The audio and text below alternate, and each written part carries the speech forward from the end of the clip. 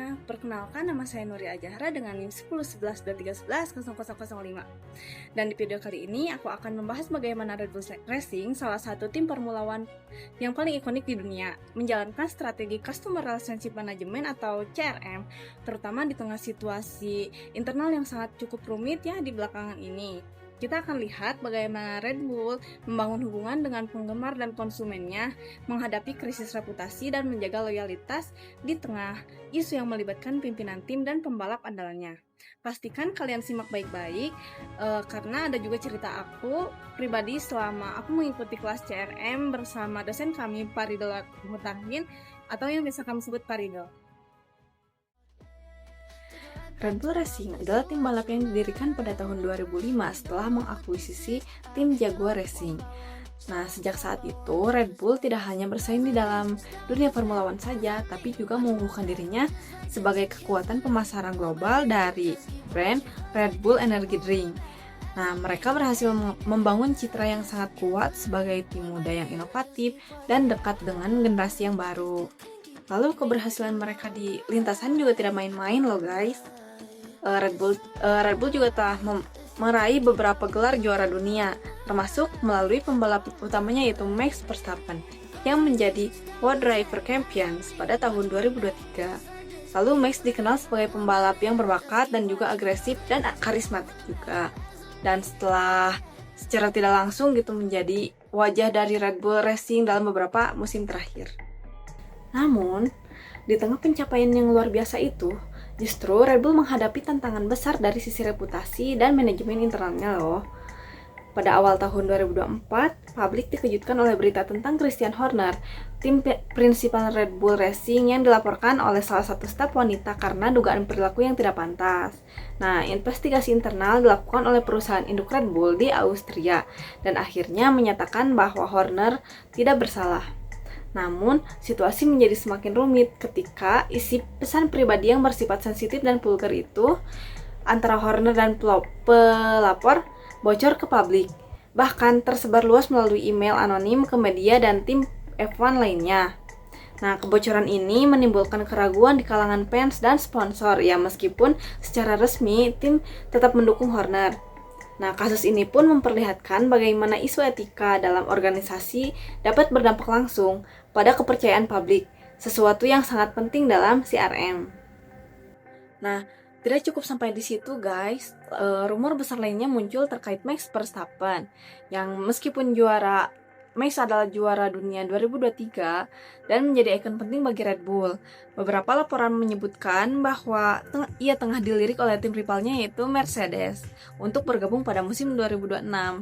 Ada beberapa alasan yang mendasari rumor ini, yaitu yang pertama yaitu performa mobil Red Bull di musim 2025 ini terlihat seperti stagnan gitu, belum ada peningkatan signifikan atau inovasi besar yang menjamin dominasi di era baru regulasi mesin F1 2026. Lalu yang kedua yaitu Mercy disebut sedang mempersiapkan konsep baru yang jauh lebih kompetitif dan sesuai dengan arahan teknologi masa depan. Nah, lalu yang ketiga yaitu hubungan ayah Max yaitu Jos Verstappen dengan manajemen Red Bull dikabarkan mengalami ketegangan setelah kasus Horner.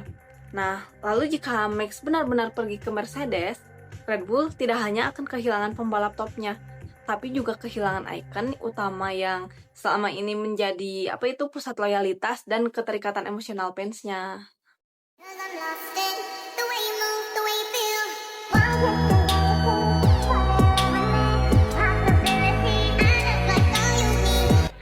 Nah, solusi untuk CRM Red Bull yaitu di tengah situasi ini penting bagi Red Bull untuk memperkuat strategi CRM mereka. Yaitu CRM tidak hanya soal pengolahan data pelanggan aja, tapi juga tentang membangun kepercayaan, menjaga reputasi, dan menciptakan hubungan jangka panjang yang lebih bermakna lagi gitu ya.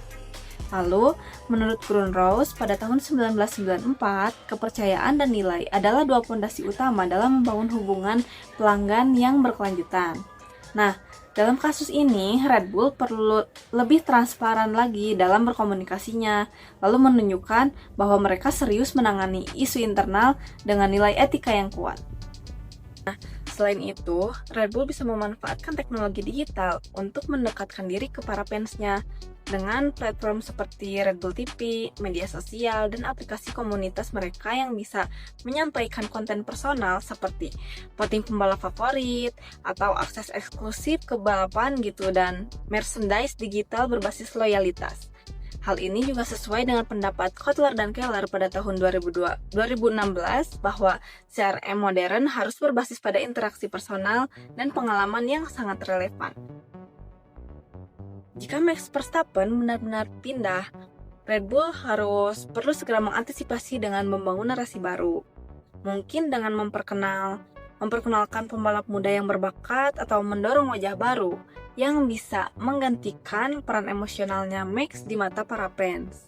Nah, dalam CRM, ini disebut emotional replacement strategi yang menciptakan transisi yang tetap terjaga keterikatan pelanggan terhadap brand, ya meskipun figur lamanya telah pergi, gitu.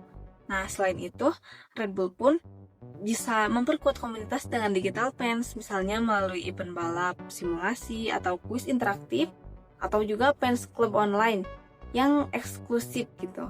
Lalu strategi semacam ini membantu menjaga engagement dan rasa memiliki terhadap brand, bahkan saat tim menghadapi perubahan yang sangat besar.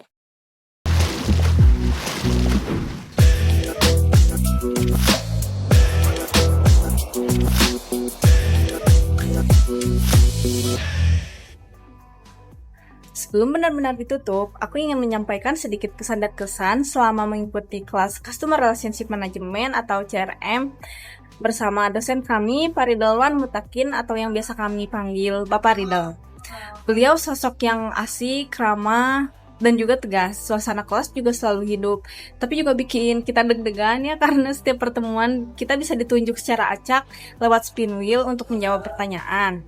Tapi di balik momen itu, Pak Ridho selalu ngasih kami ruang untuk berkembang. Beliau mendorong kami untuk aktif menyampaikan pendapat, nggak takut bicara, dan terus mencari cara untuk nilai SCL kami maksimal gitu. Terus belajar CRM bareng Pak Ridho itu bukan soal teori aja, tapi juga soal keberanian kita di kelas dan juga membuat kita percaya pada diri kita sendiri. Terima kasih. Sekian video analisis CRM Red Bull Racing dari aku. Semoga video ini bisa memberikan gambaran yang menarik tentang bagaimana perusahaan besar seperti Red Bull membangun hubungan dengan pelanggannya, sekaligus mengelola tantangan reputasi yang sangat kompleks ya. Jangan lupa like, komen, dan share kalau kamu punya pendapat atau insight lain. Sampai jumpa di video berikutnya.